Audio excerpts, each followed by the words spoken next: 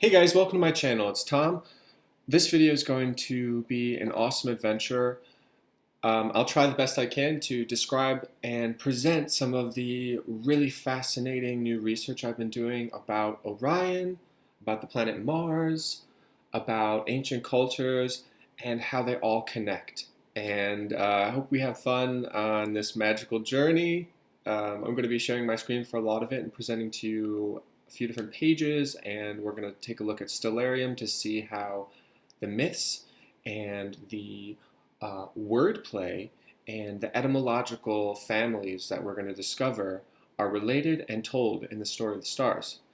Before I start off, though, I'd like to thank everybody who subscribed. 50 subscribers, that's great. Thank you so much. As always, you can check out my website, guidingarrow.com, if you're interested in a personal reading, or if you want to check out some interesting articles I've written about ancient Egypt, the Bible, astrology, astronomy, and lots of different stuff. So check it out. Okay, so we start out our journey in the lands of the ancient Near East, in a place called Amurru. So this land of Amurru was known as the home of the Amorites, and these people are mentioned in the Bible, and according to this Wikipedia article, this land was established as early as 2000 BC. So it rivals the age of the oldest empires in this Middle Eastern region, from the Hittite Empire to the Egyptian Empire to the Babylonian Empire and all around. But through research, I discovered that this word Amurru is very key to understanding so many of the religious, spiritual, and mythological context of these cultures. And this word Amurru, as borrowed into the Babylonian language and into the Egyptian language, came to describe the utmost of supreme gods, which I'll show you. So I found this key in my research in this lovely book from the early 1900s. It's just replete with research and lovely, just detailed information and plenty of citations about the interaction of the ancient Semites, or the Amorites, which what they were called, with the ancient Babylon and with ancient Sumer, and how they interacted and how their languages came to be exchanged, and the sort of cultural exchanges that also happened within that. So one of the key factors that I discovered in this research is that you'll see here the representation of the Babylonian M by the Aramaic W or vice versa is well known. For example, this word shawash is written in Aramaic for shamash, and not sure how to read that, for simanu, and blah, blah, blah, blah, blah. But one of the most striking examples, as he mentions, this author Clay, he mentions that the Hebrew God Yahweh was written Jama in Babylonian. So then he goes on to show that this god, Amurru, who was the god of this land of Amurru, he would have been transliterated into Aramaic as this here, this word here, which is pronounced Ar, okay? And then this word Ar in Hebrew or Aramaic comes to mean light. So then the author goes on to explain how this word Ar also becomes the words for twilight and also for night. And so in the ancient world, it was very paradoxical for ancient Hebrews to explain why their word Ar, which meant light, came to also mean the word for nighttime or twilight. So this all stems back to the fact that the word Amurru, or the word Ar, Amur, or Martu, as it's also written, goes back to a word that means west. So, this is all lovely and fascinating, but how does it translate to the skies? I'm going to open up Stellarium here and show you guys what I'm talking about.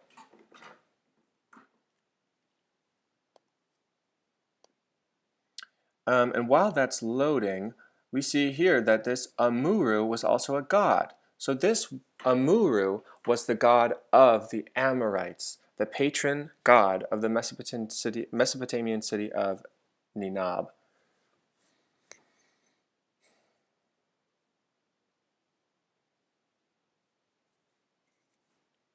Okay, so also in my research, I found that Amurru is naturally compared, and that is the name for the constellation of Perseus.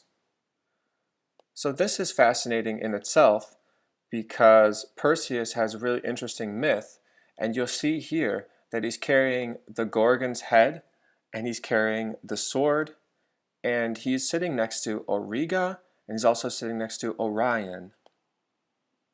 So these three strong male figures, all in line here, have a lot of mystery about them, and especially in the case of the constellation of Auriga, the etymology or the derivation of this name Auriga is largely contested. A lot of people have different ideas about how the name Auriga came to be, but there's little in the way of a clear definition of how the name Auriga and this curious figure of a man holding a goat came to be in the stars. So in order to get to the bottom of this mystery of these three figures, I look at what I previously have researched about Orion. So if we go to this Theoi website here, which it's a great website, it's got a lot of comprehensive information about Greek myth. We can look up Orion and see that Orion, his name comes from the Greek word oros, which means mountain. So if you haven't noticed already, this word oros sounds the same as the Hebrew word for Amurru, for light, which would be or, spelled Aleph, Vav, Resh. So this is one link through the sounds of the words between the god Amurru being transliterated as or Ur, and then the name of Orion deriving from the Greek oros. So what's curious here is that we can also see that particle or in the name of Auriga.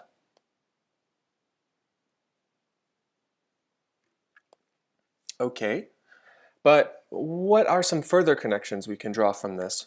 Well, if Orion's name truly does derive from the ancient Greek word oros, meaning mountain, then it would serve as even further evidence that Amurru and Orion would be connected. So here in this Wikipedia article, and it's not the only thing that I looked at. Trust me, I've read tons of material on this already through Google Books. We can see here that Amurru was called Belushadi or Belshade, the Lord of the Mountain, or Duhur Saga Sikil Ake, he who dwells on the pure mountain. So this language here, this is a Semitic tongue akin to Hebrew, and this one, Duhur Saga Sikil Ake, seems to be more of a Babylonian or Sumerian language. And they're different. They're very different, even though they have loan words and they have interactions with each other. So here we have a connection between Amurru and the mountain. And you might say, oh, well, you know, the iconography and the symbolism of the mountain is actually really strong with a number of gods all throughout many religions, such as Shiva and his wife Parvati, Orion, of course, Zeus dwelling on Mount Olympus, even the centaurs in Greek myth, they all are associated with the mountain.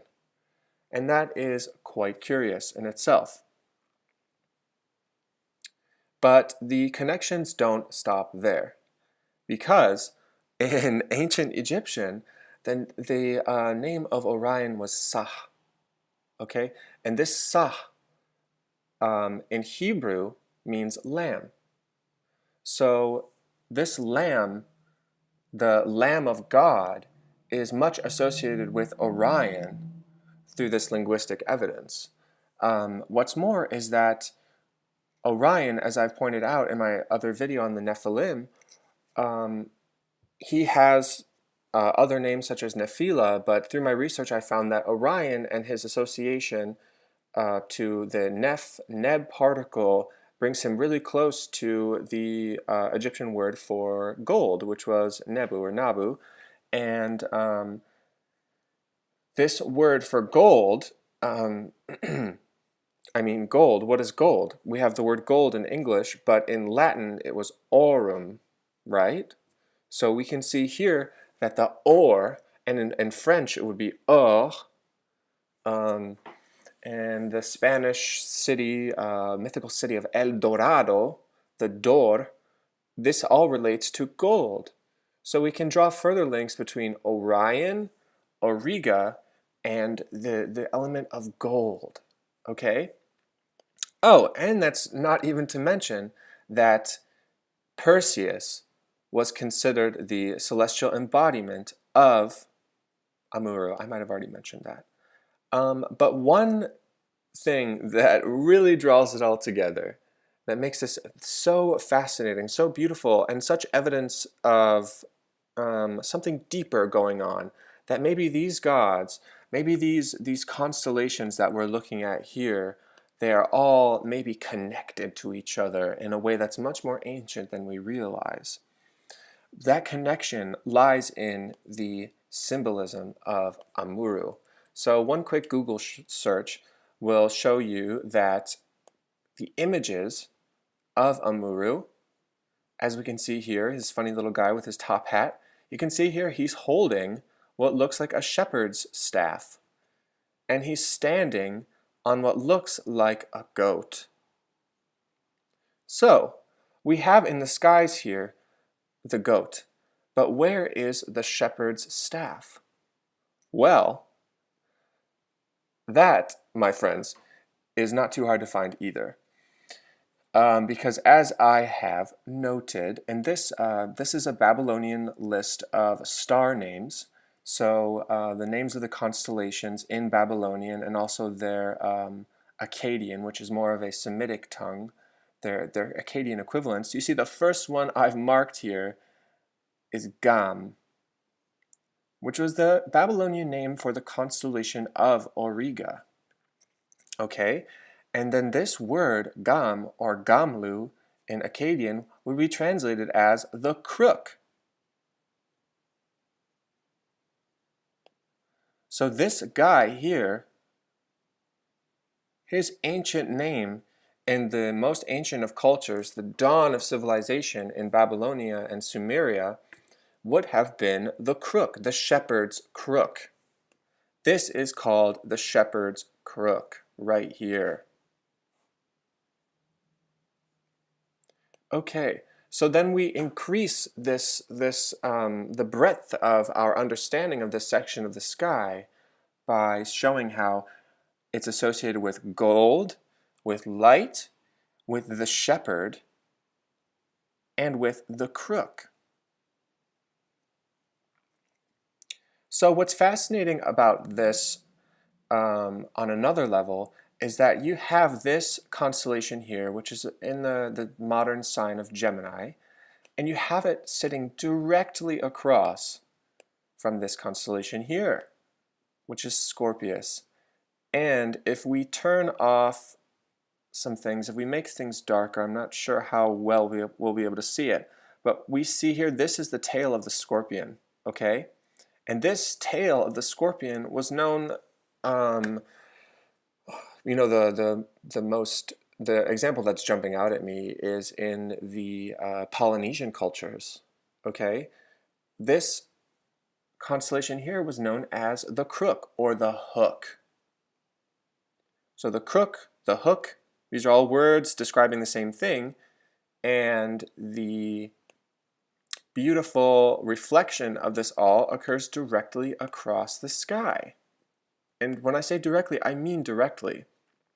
The myth of Orion is informed by his position here, directly across from the scorpion, because they say that he was killed by the scorpion And that this is reflected in the sky by the fact that when Orion sets, the scorpion rises.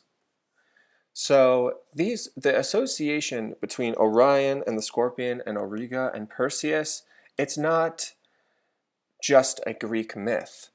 And even when we consider the Greek myths, all of the writers that are discussing the Greek myths, they say that these myths are from ancient times, that these myths occurred so long ago that they have to put a lot of effort into making it seem like these myths make sense, because all the stories passed down from ancient times are passed down in metaphor and in secret mysteries that are hard to understand.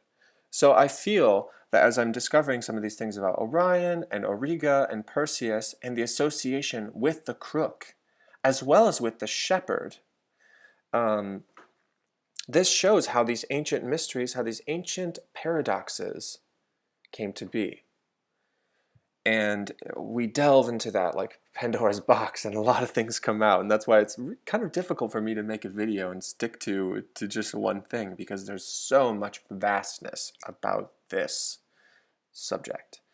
So we already looked at the name of Auriga, which was Gam or Gamlu, but what is the name of Orion? He's here somewhere.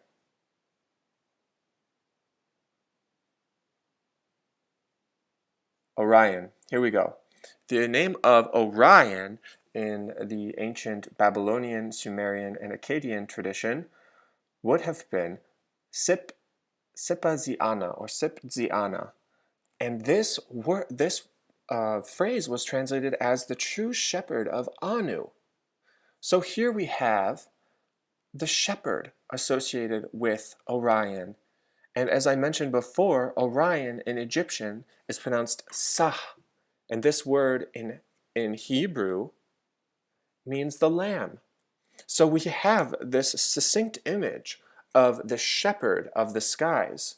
And we have here even this man who very much resembles a shepherd, carrying his flock, carrying his goat. So where do we even go from there? I have so much research that I want to share with all of you guys. I just want to lay a foundation of some of these key understandings of the relationship between these constellations and some of the gods of the ancient world, as well as the names of cities, and just to elucidate how big it is, because the name of Orion, while he's not a huge figure in Greek myth, he's not Zeus, he's not Venus, he's not Mercury, he's not Apollo. He's Orion, and he's made to seem as if it's just this minor figure in Greek myth.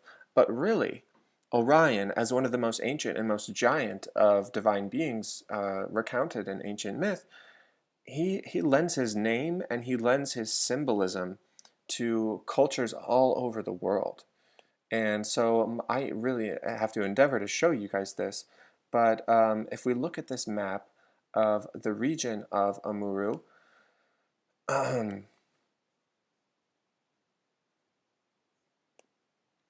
we can see here that even in the heart of Babylonia, city names like Ur and Uruk identify themselves with Orion as well, by virtue of the or particle, by virtue of the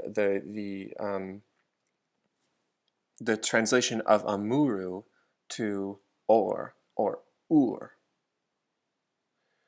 So this is the start of something I hope to really expand upon. There's so many lessons to be had in this, and it's very difficult to present this to kind of an audience that's not really versed in ancient cultures, especially in ancient Babylon and Sumeria, because the interactions between Semitic peoples and Sumerian peoples is very complex, especially when we look at the languages that they used and how they interacted with each other. But one final thing that I will mention is that at the start of my video on the Nephilim, I mentioned how Orion was called Nephila in the Aramaic tongue. And so this Aramaic tongue was the language of the people derived from Amurru,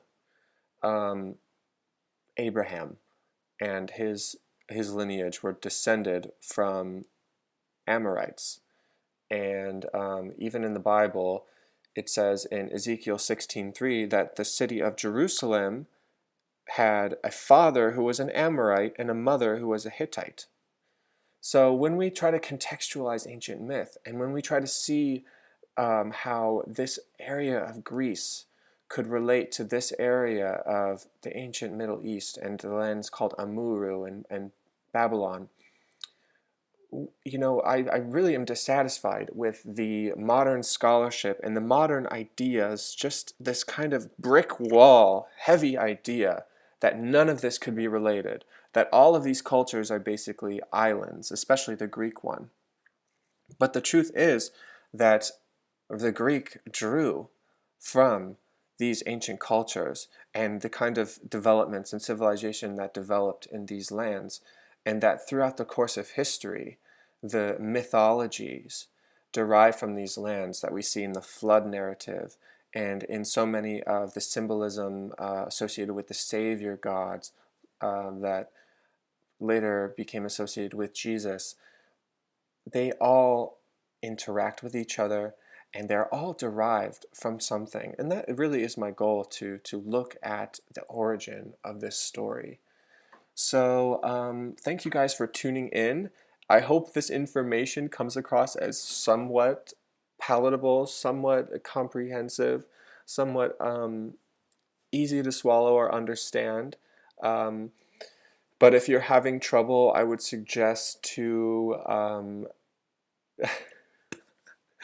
you know, go with what feels right. And so if you're attracted to this video, if you're attracted to the concept of Orion, and if that means something to you, if Auriga, Orion, the divine shepherd means something to you, then I hope that this video and the information that I'm presenting is illuminating, and that it's elucidating, and that we can see that doubt and suspicions of negativity can subside when we let in the light, and we let ancient culture inform us, and we think about it in terms of their words, in terms of ancient study, rather than thinking that we can apply our modern conceptions of race or ethnicity or cultural isolation. We can't apply those to these ancient cultures. And so thank you guys again for tuning in, and I hope to see you guys for the next one.